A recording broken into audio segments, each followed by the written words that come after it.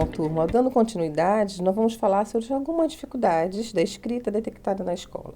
Vale ressaltar, educadores, que nós, permeando a sala de aula, nós vamos detectar vários erros, né? E esses erros têm que ser avaliados, encaminhados. E aqui nós vamos conhecer um pouquinho, para entender melhor de como vamos ajudar o nosso aluno nesse processo de escrita. Falamos que a escrita é um processo, uma boa caminhada, precisamos de uma boa comunicação oral para irmos para a comunicação escrita.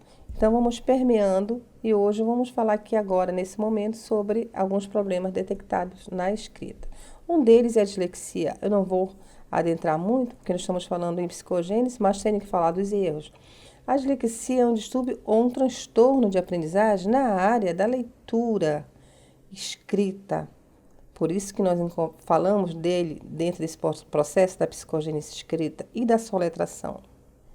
Não é um resultado de uma má alfabetização, tá? Por exemplo, não dizer que essa criança foi mal alfabetizada vai apresentar uma dislexia. Nós não podemos dizer que isso é regra.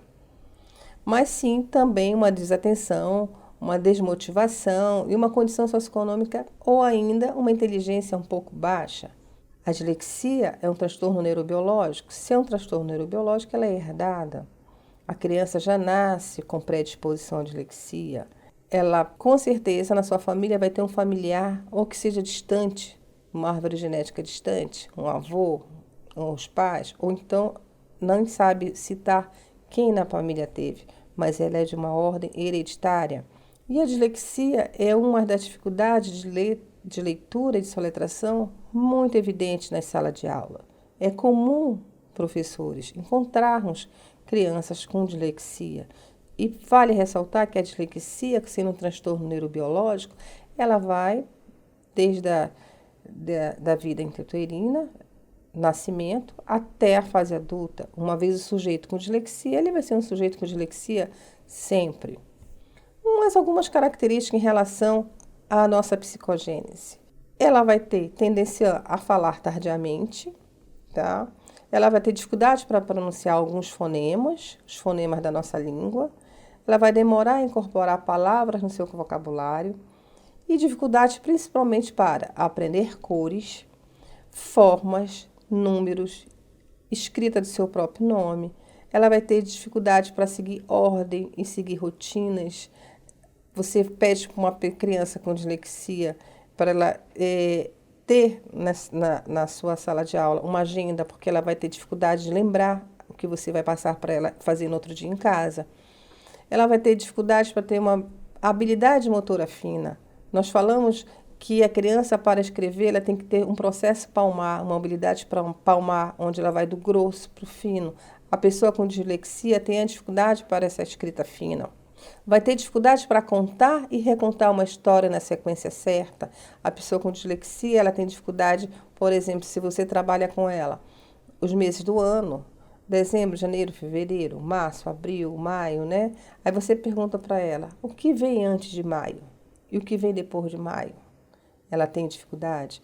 Você trabalha com ela, 2 mais 2 são 4.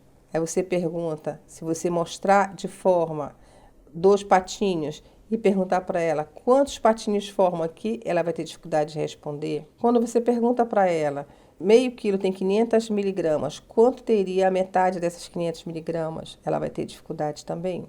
Vai ter dificuldade de lembrar nomes e símbolos maior, menor, dificuldade de lembrar nomes. Por exemplo, ela vai ter dificuldade de lembrar, você pergunta como é que foi suas férias? Você foi a que lugar nas suas férias? Ela vai falar, eu fui a um lugar onde tinha lanche, várias lojas. E aí você pergunta, foi o quê? Ao centro da cidade? Não, ela foi ao shopping, mas ela vai ficar com dificuldade de dar nomeação ao shopping.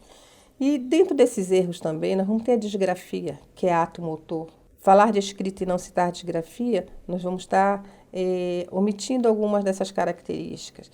Ela pode ter essa dificuldade na escrita, principalmente por problemas relacionados ao grafo motor, que é o padrão motor da escrita, as formas das letras, os espaços entre as letras, a apreensão do traço.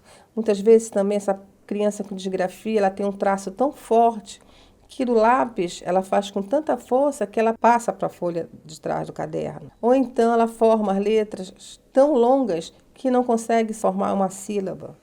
Então a disgrafia ela é presente também dentro da fase da escrita. E aí um exemplo de uma criança com disgrafia. Dá ver que ela aperta o máximo que ela pode na forma dos fonemas, né? Nós vimos que a criança tem que ter, a níveis, para boa linguagem escrita, ela tem que ter consciência fonética e fonológica. Ela sabe o que está escrevendo, não tem, vale ressaltar que nós estamos falando de grau de inteligência, aqui ela sabe muito bem o que ela está escrevendo, o que ela está anotando no papel, contudo ela não consegue transmitir para o professor. E essa é a grande dificuldade que encontramos em sala de aula. Um outro grande fenômeno que nós encontramos com a escrita, principalmente, é a desortografia. Ela vai fazer aglutinações, ela vai fazer separações indevidas de palavras, vai confundir as sílabas, omitir, inverter, né?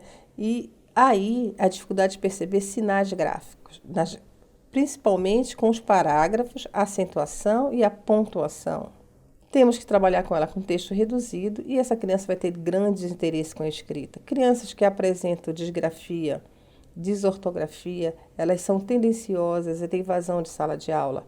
Então, professores, temos que ter muito cuidado com isso dentro da escrita. Verificando com esses traços de desortografia, nós vimos que ela tem a numeração, né? Porque ela precisa ter essa ordem, né? Esse cérebro precisa ter ordenação para ir para o papel. Então, ela vai colocando a numeração para um ditado, para não perder a contextualização da ordem.